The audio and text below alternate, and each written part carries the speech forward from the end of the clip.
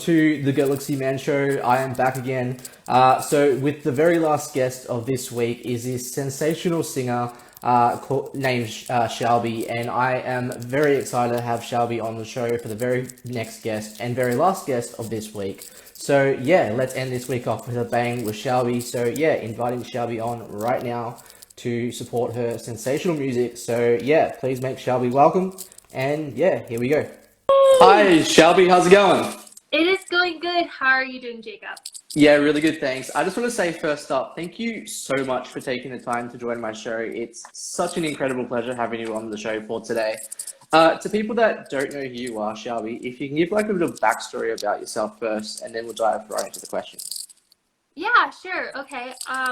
So I'm an artist and I also write songs for other artists. And, music has become a way for me to express my emotions and parts of myself that are, that are scary for me to express to others.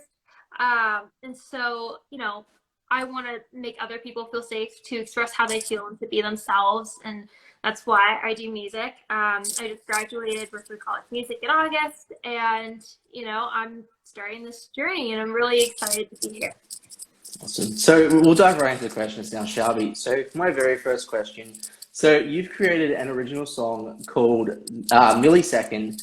What was it like coming up with the idea of wanting to create this song, and what's like the whole meaning behind Millisecond?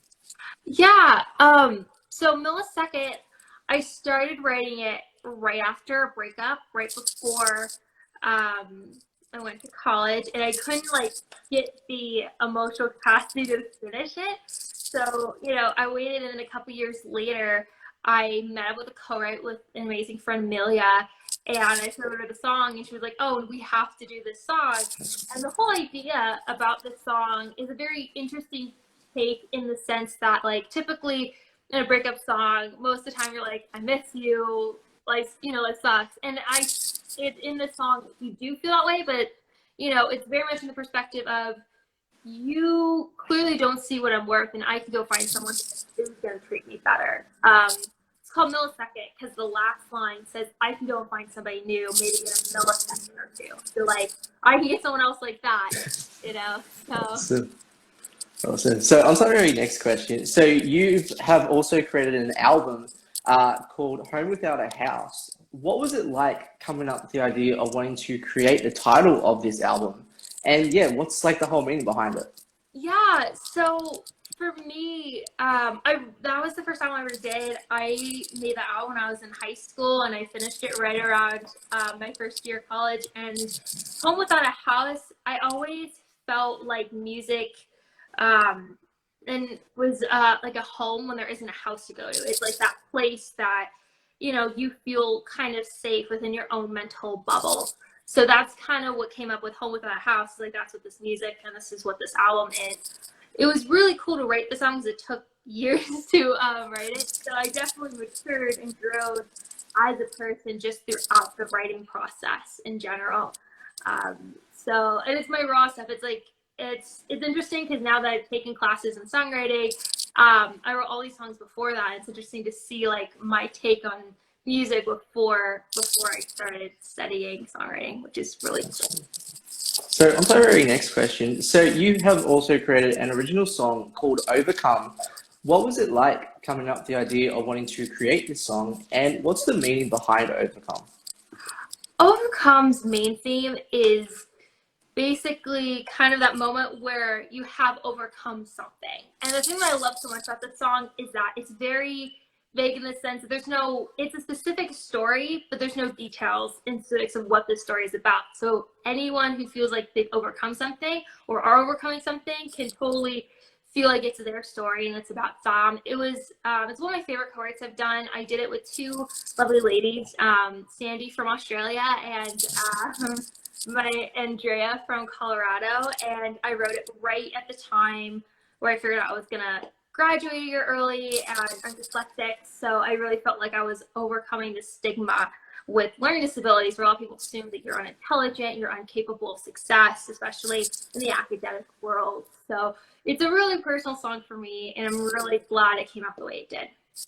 So on to our very next question. So you have also created a song called Simple Things. What was it like coming up with the idea of wanting to create Simple Things, and what's like the whole meaning behind Simple Things?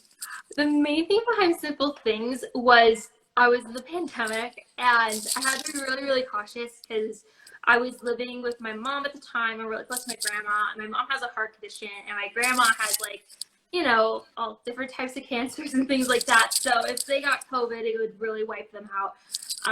So really, the writing process of the song kind of came really inspired by my experiences and what I was going through and how I just missed like the things that I totally overlooked.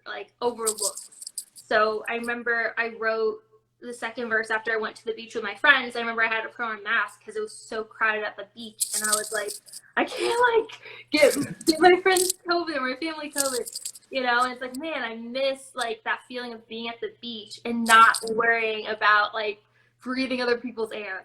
Uh, yeah. So on to our very next question. So you have also created a song called Living in Winter. What was it like coming up with the idea of wanting to create this song, and what's the whole meaning behind this one?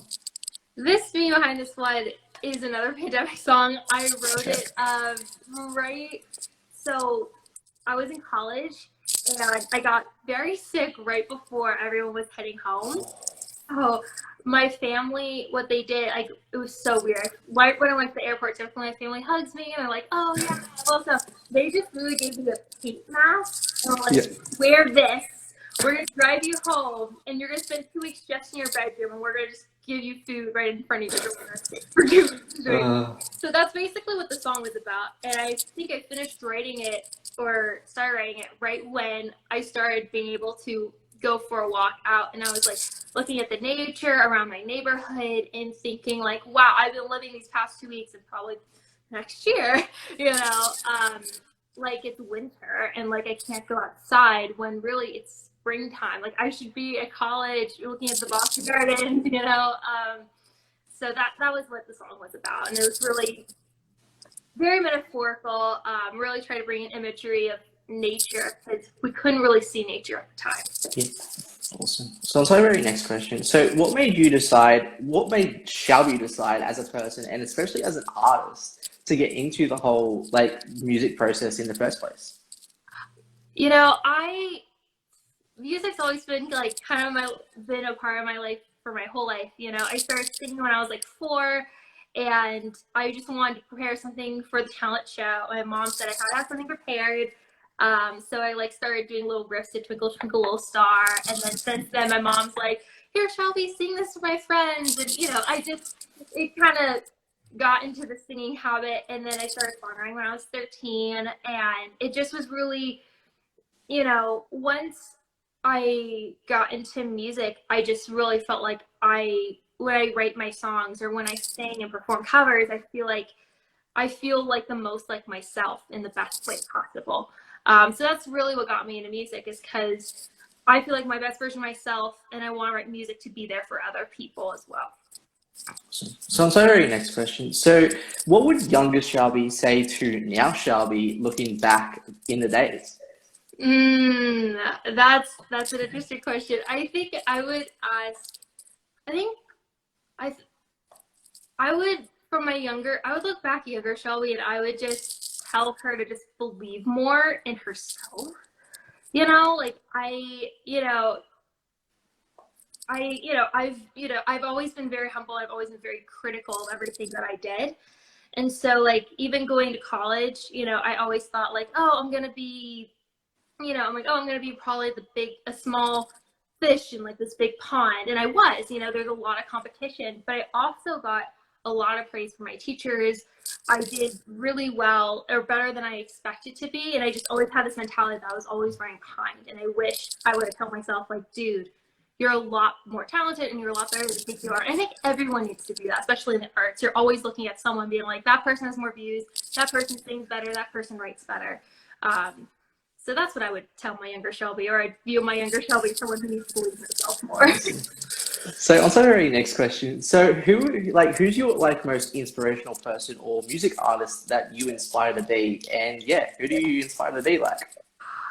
There are a lot of people I would aspire to be like. I would say, I mean, I would like to have like vocals of like, I like Demi Lovato mixed with Billie Eilish, and then have Yeah, like pop melodies like Taylor Swift and like Max Martin and Phineas production behind it. You know, just like all those things. that's good.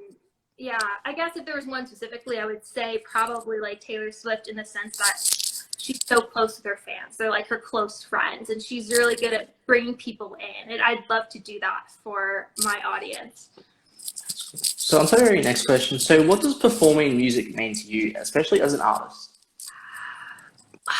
Performing music to me is a very peaceful and very fun experience. A lot of people are typically very nervous, and I am like the first few seconds on stage, but after that, I feel really comfortable. When I typically talk to people, I typically vibe off the energy of other people, and I tend to be, you know, a little bit more accommodating other people's needs. But when I go on that stage, it feels like everyone's getting the vibe off of me. And so there's something really powerful and really comforting about that. It's like, yeah, I know I can perform whatever songs I want. I can bring the vibe however I want it to be, and create this really safe, warm, fun environment for a lot of people. So on to our next question. So if you could go anywhere on tour and take your music anywhere, any country, where would you want to go to and why? I would say there's a lot of countries I'd love to go to, but I would say I'd really like to go. I like to go to London because I have a couple of fans up there, and I'd really love to go to Spain because I've studied abroad there. It'd be really nice to come back. That's so cool. So on to our next question. So if you could work with any top three music artists in the music industry, where would you who would you want to work with? Like, who do you think you would vibe with the most? I mean, vibe depends on how you meet them in person, right? But I would say I think I'd love to work with Ed Sheeran. He's really good with like I could tell that he brings like these instrumentals that I would have never thought of before into like a mix, and it fits well with the vibe of the song. It feels like when I listen to his music, I go on like a whole journey. So I'd love to work with him. I'd also love to work with like people I've mentioned before, Taylor Swift, Demi Lovato, Ariana Grande, just powerful songwriters and powerful vocalists. So, you know, I'd be grateful for anyone, really. I really love working with other people. Awesome. So on to our next question. So what advice would you give someone wanting to start out in the music industry? Like, yeah, what advice would you give someone? I would say to start out in the music industry first thing I'd say is don't catch yourself in the comparison trap. If you see someone who's somewhere you want to be, research them and figure out what they're doing and see what you can do to get there. And if you see like certain professors or certain teachers or certain people, research those people so you can get in contact with them or people who know other people. And then the next thing I'd say is learn as much about the industry and how it works. Because a lot of people underestimate that it's a business as well as like just like, oh, it's music. And get as much help as you can, you know. When you're an artist, you're doing it all on your own. You know, you're coming up with the visuals, you're coming up with the song, the production. You know, make sure you have people that are in your back corner and supporting you and believe in you to help you get there. So on to our next question. So what are like the positive and negatives into creating your own music in the industry? And how do you get through those like negative moments as an artist? I would say the positives, I'll start with positives, would be just the process of creating music is that there's, you know, it's something that's up to your own mind. You know, when you're in a work environment or a school environment, you have an assignment, you're like, I have to do this, this, this, and this. And depending on like, if you're working for someone or in a group co-write or with like writing for a specific purpose, there are times where you do have to work within somewhat of a format, but it's kind of like you're using your own voice, you're using your own interpretation on life, and only you can do that the best way you can do it, you know. And that is something really beautiful and really powerful about creating music. I would say the negative part of creating music is that there's some days where it can be sometimes inconsistent unless you like really work on practicing creativity. There's gonna be some days where you're gonna write the best song without even thinking about it, and there's gonna be times where it's going to take you weeks of just editing and working to get the best song. And I would say, like, to get through that, don't have the expectation of writing a hit song, because then you're not going to even write a song. You're just going to get right to and learn and figure out what methods work for you, because everyone has their own method to writing a song, and some methods work better than others. So on to my very last question, Shelby. So what's like next for you, like for the rest of 2022? Like any like upcoming music projects that you would like to announce? I have a lot of projects coming up. I'm working with like a lot of different producers. Yeah. I have the next song I think I'm gonna release though is called "Still Addicted." It's in I wrote this all by myself, and it's about being in a relationship where on the inside it felt really unhealthy and really toxic, but like on the outside looked really great. So I couldn't get over the guy forever because I was dealing with such cognitive dissonance of like, was I the problem? Like, should I have like stayed with the guy? Should I not? And for all those reasons, I just couldn't get over it until I really wrote this song. And I'm really excited for it. If you want, I can play a little bit of like the final version on my phone. Yeah, if you can, yeah. Yeah, I'll just play like a verse and a chorus. Yep. So go to my Dropbox. Okay, here.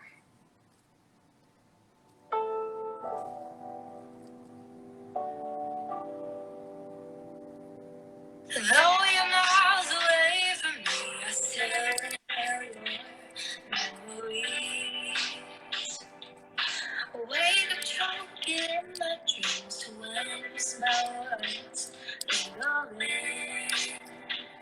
on my clothes and with your friends. Everybody sees it's not a place. And though I love you, you're not here.